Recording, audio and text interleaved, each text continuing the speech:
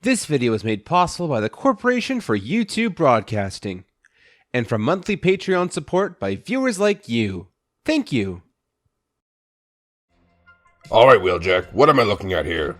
Okay, so we're installing these pressure-sensitive tiles on the floor. They'll set off an alarm when activated, so as long as the Decepticons can't fly, we'll know they're here. Wait a minute, maybe we didn't think this one through. Whoa, hold that thought. Is this the Autobots? It most certainly is. I am Dr. Fujiyama, and Wait, is this channel secure? Oh, absolutely. There's no possible way the Decepticons can get word of this conversation. Oh, good. I am going to unveil a state-of-the-art robot tomorrow, and I was hoping you could watch over my demonstration. My curiosity is aroused. We'll be there. We'll be there. So, the Earthlings have built a state-of-the-art robot, have they? Bombshell, we're going to, shall we say, steal that robot? You're to reprogram that robot. Couldn't we literally build something better from scratch? Why do you want their antiquated garbage? Because I said so, that's why! I have built a robot ninja. She will be the first of her kind. Isn't it kind of reckless to build a fully functioning battle robot as your first foray into the robotics field? Nonsense. Nightbird is completely harmless. Watch! Yoink. Ah, crud. Optimus, Nightbird is my life's work. You must— Say no more, the Autobots are on the case. Status report. I don't even know why we're bothering. I could build something even better from the ground up that would be twice as powerful. He's got a point, Megatron. You dare question my leadership? I don't get it, Prowl. Why would the Decepticons steal the ninja robot? I don't know, Spike, but we can't really expect her to come to us. Well, even if she did, the pressure plate should let us know, right? Oh, absolutely. So there's really no reason to worry about her getting into the— Well, I stand corrected. Autobots, we have to capture Nightbird peacefully. I say we just shoot the dome thing and build the man a better bot. No! Under no circumstances are we allow any harm to come to her. She's literally punching the living daylights out of me. I gave Fujiyama my word that not a circuit would be harmed. We can't let any damage come to— You have a crush on her, don't you? Please don't tell Alita. Why, hello YouTube! Greetings from the Lazy Eyebrow Reviewer to a review of not just one, but two Siege figures. This is the review for Mainly Generation Selects Nightbird, but also Chromia as an added bonus. Also keep in mind this footage was mostly filmed before the new camera, so please forgive the having to go back down to the quality of phone footage. I know, 1080p, gross. After the likes of Astro Trainer and Omega Supreme's 4K, this is a little bit of a downgrade, but most of you didn't even notice, so that being said, let's start with Chromia. Chromia benefits from being released in the Siege line as it was a Cybertronian mode-based lineup.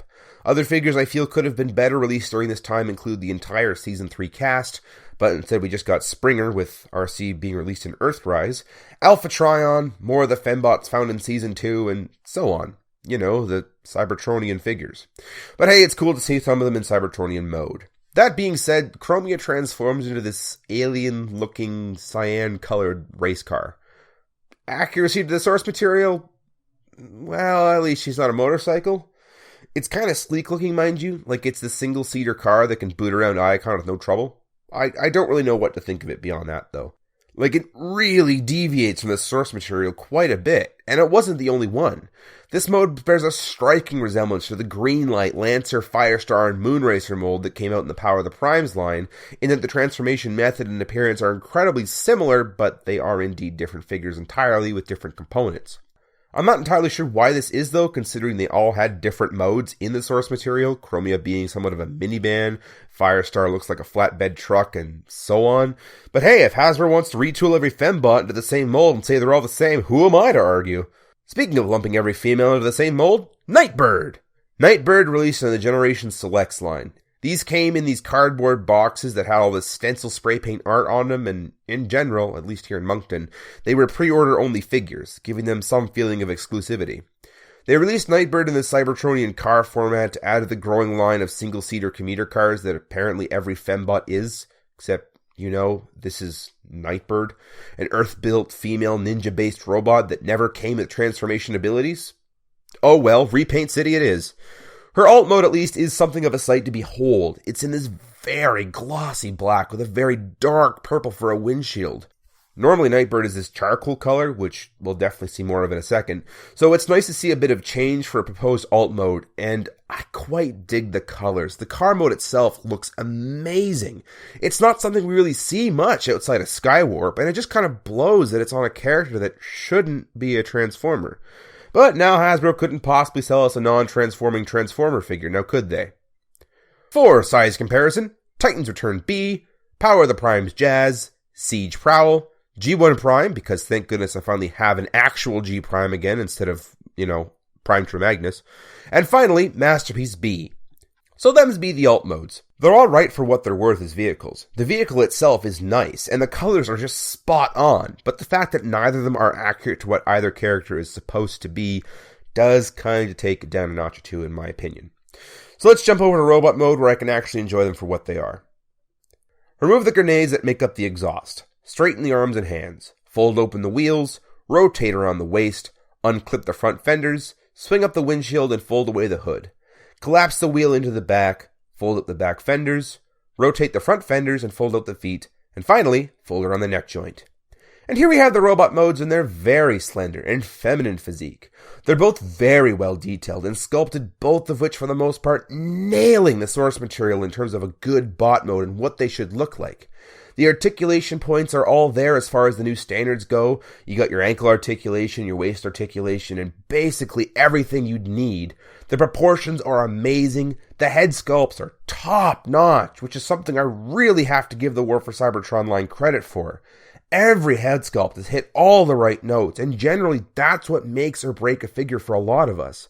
Take for instance way back in the day when we were given Deluxe Cliffjumper, which in the fullest sense of the term was a repaint, just a red Bumblebee. And Cliffjumper's head, while similar, certainly is not just Red B. Contrast that with the Earthrise Cliff coming up, and man oh man, Hasbro has just been really on the ball lately with all these head sculpts, and that really does apply here for these two as well. That being said, the only issue I have with these figures, and bear with me when I say this, is that they transform. Which I totally get, a lot of you may have fallen out of your seat in recoil over such a sacrilegious statement, but I'll get to that. For now, let's talk accessories. They each come with a blaster, a stick, and 2 grenades. This being Siege and their crazy combat system, this means that they can be combined in any number of different fashions for a wide array of different weapons. And of course, this also being a subline of the Uniclaceration series, this means that they come with the standard 5mm handholds, which make it perfect if your ninja decides to completely obliterate the samurai with his own swords. Articulation. Let's talk about that. This mold, as I mentioned previously, is great, though its retool into Nightbird has come with a few issues.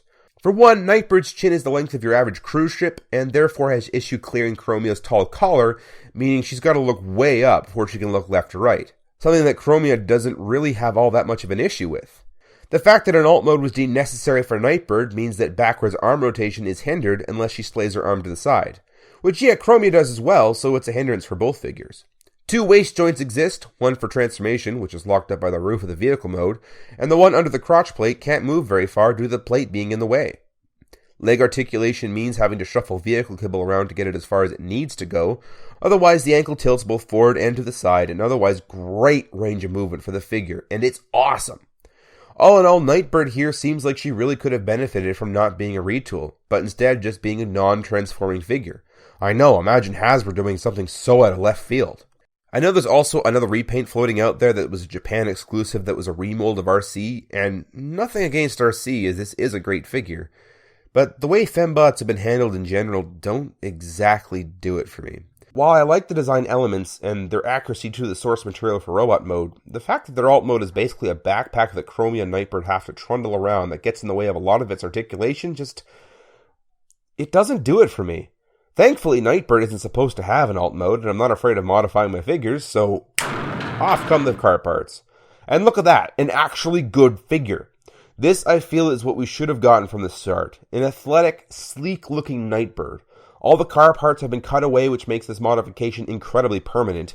In addition to that, since a lot of parts were molded in black, I added a metallic charcoal that matches what actually had been painted, and spread that paint job to the whole figure. Now this is a figure worthy of Nightbird. It's a figure that does away with all the clunky mess that otherwise holds Chromia back. Mods include removing everything on the back.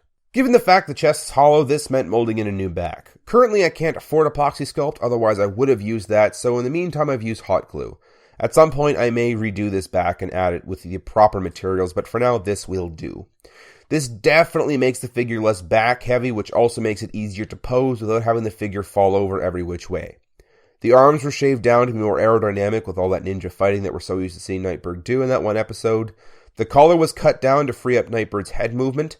The front fenders were removed and the resulting holes were painted over, as were the casting gaps filled in and painted. All in all, this results in a much better looking figure that can hit all sorts of poses without having to resort to getting frustrated at how top heavy the figure is and wanting to hurl the thing at a wall when you're animating it. That very much invokes the inner Sheikah ninja that we all know Nightbird is capable of. So those are my thoughts. Chromia is alright. I bought the figure because robot mode looked good, but was kind of underwhelmed by how much the vehicle mode didn't really even try to get it right, and how it all ended up in a backpack because the physique needs to be the way it was. I was kind of disappointed that they just reused it for Nightbird with no real wish to try and improve things, but at the same time it made for a really great starting point for a mod because the articulation on this figure is sublime. The head sculpt couldn't be better, and the paint on this figure is amazing. The waist now actually functions without risk of popping off the crotch piece, arms have free range of movement, and basically my particular copy of Nightbird is as faithful of a recreation as I could get of one of the best one-off characters in the original cartoon, and I am super happy to have it in my collection. This has been the Lazy Eyebrow Reviewer.